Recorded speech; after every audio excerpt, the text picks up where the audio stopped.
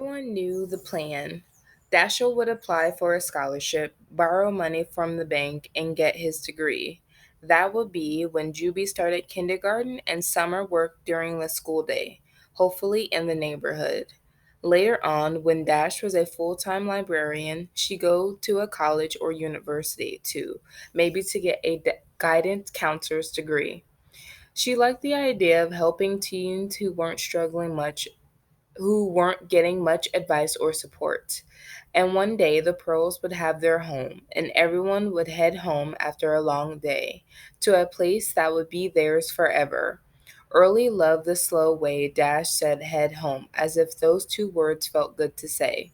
The most treasured thing they owned, their family plan, was invisible, but everyone felt as if it were as solid as a building, as dependable as a road.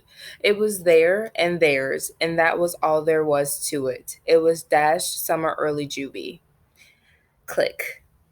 Dashiell told stories about his favorite teacher, Mr. Skipwave, who'd been a poet teaching deep on the south side of Chicago. He was tough and skinny as a stick and as pale as skim milk, and used a small 4th of July flag as a pointer. He'd been arrested a bunch as a teenager, but somehow got straightened out and into college. How that happened, he never got around to telling them. No offense intended, he say, sticking the flag behind one ear, but our flag is about the best tool I could imagine. Doesn't belong in a corner. When he tapped it on the board, the fabric waving caught everyone's attention. Once it snagged in his necktie. Sometimes it got covered with chalk. A symbol packed with usable power, he'd say, giving it a shake. There was something in Mr. Wave's teaching voice that made his students hush up and listen. Dashiell said it was a beat, timing that turned whatever he said into a once in a lifetime secret, a glittery gem of information that you'd be a fool to miss. Something that made his South Side kids believe that what he was sharing could shape their lives, that numbers and words mattered. They were out in the open valuables that could be used in a million ways, used and kept. No stealing necessary, no locks to pick, no cops to trick. I'm here as a catalyst, he liked to say. Look it up. I enable. I give, you take it away. Send me a postcard when you get there. Mr. Wave acted like rhythm and numbers and words were all part of the same subject. Mathematics, he said, was a search for order, pattern, and beauty. Arithmetic and numbers fit inside that definition, but didn't fill it. Language was a code, like numbers, he said, and depended just as much on a rhythm for its power. One of Mr. Wave's favorite poems was by Langston Hughes, and Dashiell could still recite it. Problems. Two and two are four, and four are eight. But what would happen if the last four was late? And how would it be if one, two was me? Or if the first four was you, divided by two? Huh? Early had asked. The first time he recited that poem for her, what does that mean? Her father laughed. It's the story of most of our lives. What do you think it means? I think it means you're confused, she shouted, and they both laughed. How can a person be a number? She said. How can a four not be what it looks like? Dashiell shot back. Click. For the last month, 2 boxes of books a week arrived at their apartment. Dashiell explained that an international bookseller by the name of Lyman Scrub had sent them to be sold in Chicago. Although Dash had never met him, his new friend, Al, who had been hired as a library page around Thanksgiving time, had. Dash described Al as a jumpy but clever as clover guy, someone who loved playing around with words and numbers. Al told Dash that Mr. Scrub had approached him in the stacks on the 6th floor at Harold Washington one day, saying that he needed two strong young library pages to help him process and transport some old books. This would be after library hours, of course. Al picked Dash, who said yes almost before the question was asked. As Mr. Scrub had explained it to Al, Wealthy book collectors often donated their personal libraries to a larger one when they died. And although many of these thousands of estate books were kept, hundreds weren't, especially if the library already owned copies. These extras could then be sold, and this was where Mr. Scrub came in. Dash explained to Early that his part of the job was to make a list, box by box, of what arrived at the Pearl apartment, including the author's name, full title, publisher, date of publication, and number of the printing. Although the list was made, Dash was told to sign it and slip it in with the books before resealing the box with packing tape. What's a printing? Early had asked. She loved the way her father shared information. His tone always made a plain old fact feel like something special. Books are produced in batches, and the first printing is like the first batch of cookies from the oven. It's the one everyone wants, Dash replied, giving her a wink. It's funny math because the number of books printed also matters. If 1,000 books were printed in the first edition, what survives is more valuable than if 10,000 books were made. In this case, less is more. Although Early wasn't as interested in those tiny numbers inside the front of every book, she enjoyed the way Dash shared their power with her. It was his glance at an old page, the way he tapped it gently with a finger, the way he lowered his voice that kept her listening. Dash liked to show Early the most exotic looking books. One had a leather cover with dragons and leafy vines pressed into it. Another was robin's eggs, blue velvet, and worn bare in spots, as if someone had loved it so much. They carried it everywhere. Yet another had shiny gold on the edges of every page.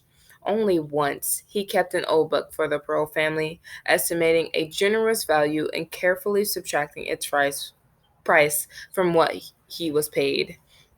An easy sell, he explained to his family with a grin. Dash gave Al his 2 boxes at the end of each week, and Al gave Dash a sealed envelope with cash when he came by in his car, always in the evening, to pick up the load. Al said that he drove the books to a secret location in Marquette Park, about 10 minutes away from Woodlawn. It seemed that Mr. Scrub had his rules and simply wanted each library page to do his part and keep quiet about it. Al was told not to ask Dash what was paid and vice versa. Even Some wasn't supposed to know. It's a business, Dash had assured her. Early was listening. There wasn't much privacy in their small apartment. Pleased as she was to know extra money was coming in, Some wondered about it all. Why would a bookseller be going through all these expensive steps instead of sending the books straight to Marquette Park himself? She asked one evening as Dash taped up a box with one of his tidy lists inside. Dash shrugged. Book people can be a bit strange, he smiled, but who are we to judge? The world of books is big, complicated, and this guy probably likes the idea of working with employees of the Chicago Public Library, as a distinction. Was folding laundry and paused, frowning. Hope it's only that, she said. What do you mean? Early piped up, looking from one parent to the other. Some said nothing, and Dash gave her a hug. You're as prickly as a pineapple when you get worried, he said gently. But oh, so much sweetness underneath. Some laughed and flapped him away with a clean t shirt. Okay, okay, you are one go getter guy, Dashiell Pearl. I worry sometimes that everyone in the world isn't as good as you think they are. Now, when have you ever heard of criminals going to a public library in order to get help selling beat up old books? Dash had his hands open, palms up. Books like this aren't worth enough. I just enjoy fussing over them. Some laughed again. You win, she said and reached across Early to give Dash a kiss. Click. The book that Dash had kept was the first book of rhythms by Langston Hughes. Written for kids, it had a red pepper jacket with 5 wavy white lines running across it like a river. Early studied the picture of Mr. Hughes at the back and thought he looked a lot like Dash, only older and tidier. Under the jacket, the book cover was the green of new leaves. The copy that had was worn, but a first printing, and the book was out of print. This meant there were only old copies left, no new ones for sale in stores. It was kept on a special shelf at home, and no one was allowed to read it while eating. It's a no sticky fingers treasure for us to have always, Dashiell explained. Early had heard the up down dance of Langston's language so many times in the past couple of weeks that she remembered some of the words in the old book. Without looking, he said stuff about how each person who starts a rhythm, whether in print, a drawing, a sound, or the movement of their bodies, does it in his or own does it in her or his own way. Your circles and rhythms are yours alone.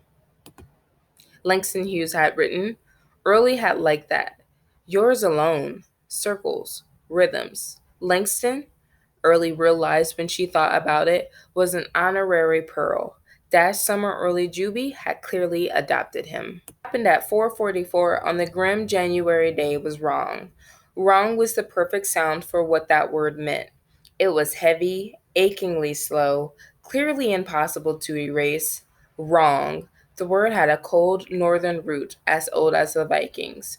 Where was Dash? How could he have vanished into that icy, freezing moment? No one could add up the facts. They just didn't fit.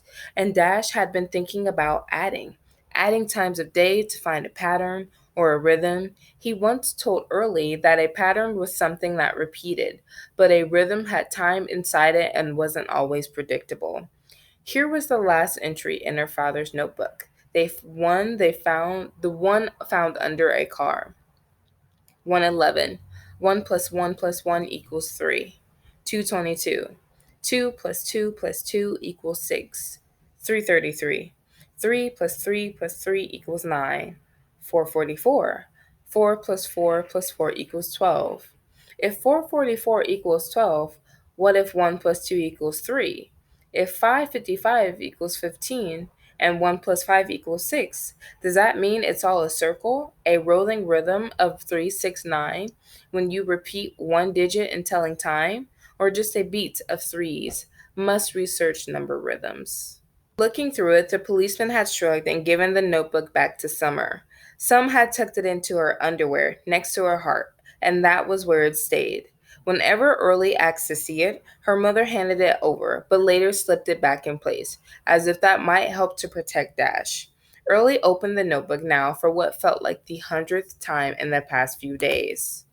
What on earth had Dash been thinking of when he had wrote this? He's been trying to understand something. A rolling rhythm of 369, when you repeat one digit in telling time, or just a beat of threes. As Early said it aloud, it made her think of Langston's poetry. Was that a clue? Just thinking about her father made Early ache. Alone, alone, alone went the painful rhythm of her heart. Dash, she whispered, where are you? Click. Darkness. Dash's cell phone had vanished with him, taking the click out of all of our four lives. That is, if there were still four and not three.